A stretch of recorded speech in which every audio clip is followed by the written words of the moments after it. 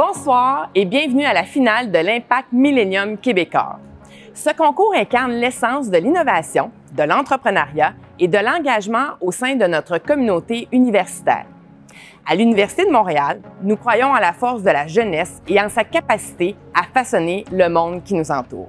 L'aventure L'Impact Millennium Québecor est partie d'une initiative du réseau des diplômés et des donateurs qui souhaitaient mettre en lumière des projets entrepreneuriaux d'étudiants ou de jeunes diplômés.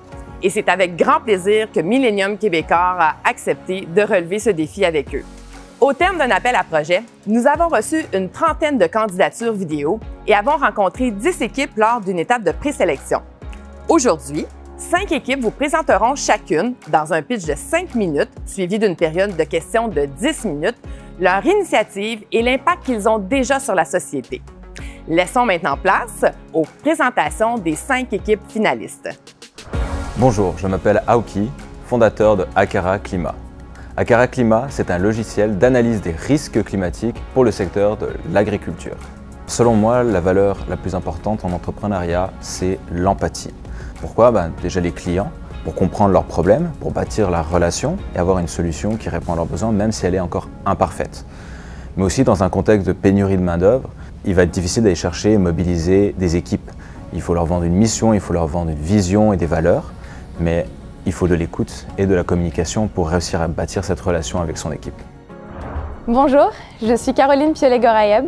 Moi, je suis Laurie Dauplaise. On est d'Initia Sciences.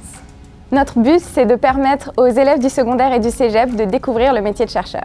Notre équipe est composée d'étudiantes et d'étudiants au cycle supérieur. On est vraiment passionnés de communication scientifique auprès des jeunes et on s'est rendu compte que la plupart d'entre eux n'ont pas de modèle de chercheuses-chercheurs autour d'eux et donc ils ont du mal à se projeter dans une carrière en sciences. On voulait renverser la tendance puis donner la chance à plus de jeunes, peu importe leur milieu socio-économique, de se lancer en recherche.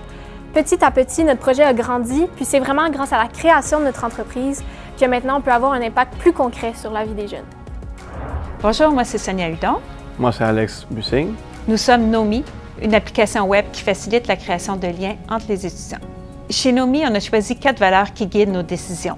L'inclusion, la diversité, le plaisir et la confiance. Pour l'inclusion, on s'assure que tous les étudiants se sentent inclus dans nos jeux et inclus dans nos questions aussi.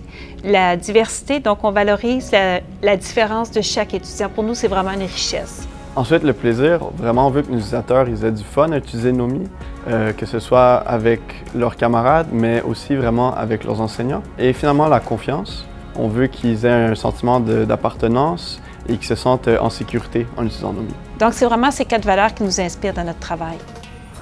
Bonjour, nous sommes Marie-Ève Et Alicia Truchon. Aujourd'hui, on vous présente notre initiative, le projet Sapin des Fêtes. C'est un organisme à but non lucratif qui a pour but d'amasser des cadeaux pour les enfants moins fortunés durant le temps des fêtes. Quand on a commencé à s'impliquer dans le projet, on ne s'attendait pas nécessairement à l'ampleur que ça allait prendre. En 1 an, le projet est devenu tellement grand qu'on a eu envie de le transformer en organisme à but non lucratif.